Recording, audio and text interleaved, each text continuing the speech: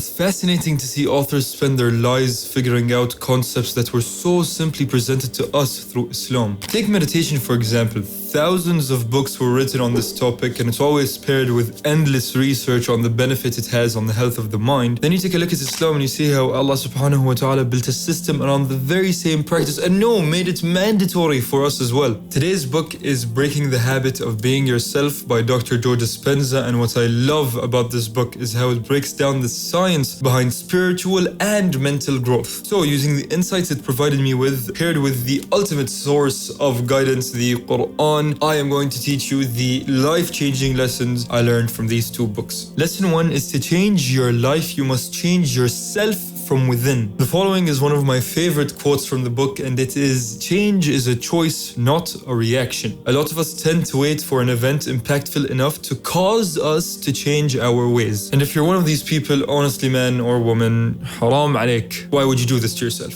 And I say this not to make you feel bad about yourself, but to turn your attention to the ticking time bomb you're allowing to count down. Some of us are very fat and letting ourselves rot away without doing anything about it. Some of us have some very bad and sometimes sinful behaviors that we're not doing anything to try to stop. And worst of all, some of us are letting the days go by as we miss our prayers, assuming that we're going to be better in the future, or even worse, not even assuming that. As the saying goes, there's no better time than now. And especially when it comes to things that will improve your life. But of course, Allah subhanahu wa ta'ala said it first. He, Jalla Jalaluh, said, فَاسْتَبِقُوا الْخَيْرَاتِ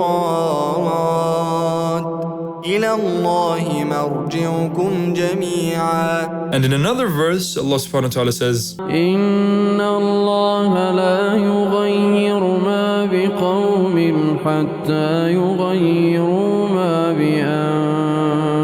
بِأَنفُسِهِمْ. Alright, now lesson 2 is to find true happiness, be true to yourself, follow the path of righteousness, and trust in Allah's guidance. Happiness, though, to me at least, does not mean a life of no problems. It means a life of satisfaction and fulfillment. Take a look at this clip where Sheikh Umar Sulaiman raises a very important question, in my opinion. Can you tell me one ayah of the Quran where Allah calls you to pursue happiness? It's not there. The idea of living a life with no purpose really pisses me off. That doesn't mean everyone needs to aspire to conquer the world, but have something you want to achieve. Even if your greatest aspiration was to get married and have one child, that's still such a beautiful purpose. Allah subhanahu wa ta'ala says in Surah Al-Mu'minun, verse 115, أَفَحَسِبْتُمْ أَنَّمَا خَلَقْنَاكُمْ عَبَثًا إِلَيْنَا لَا تُرْجَعُونَ.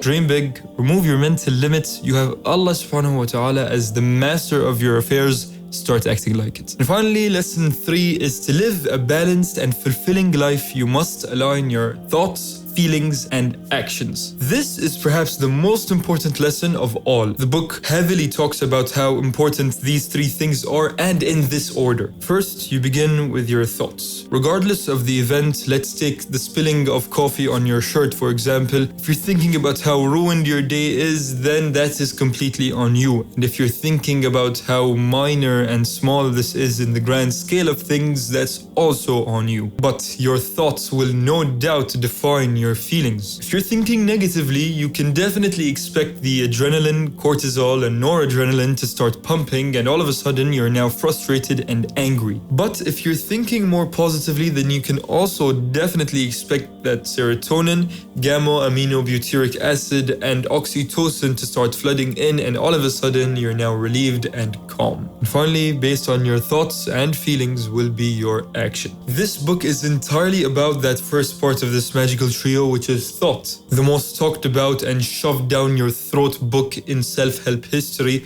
Atomic Habits, also talks about this concept in a slightly different way. But of course, Allah subhanahu wa ta'ala said, وَذَلِكُمْ ظَنُّكُمُ الَّذِي ظَنَنْتُمْ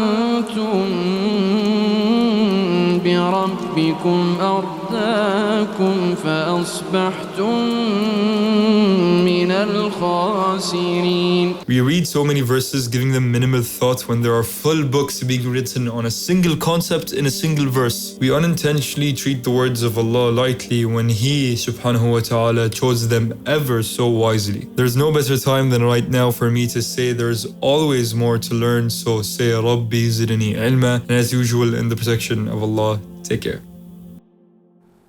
جئتنا نورا مبينا تغرس الإيمان فينا أحرص الناس علينا أقرب الناس إلينا كل نفس تقول نفسي إن الحبيب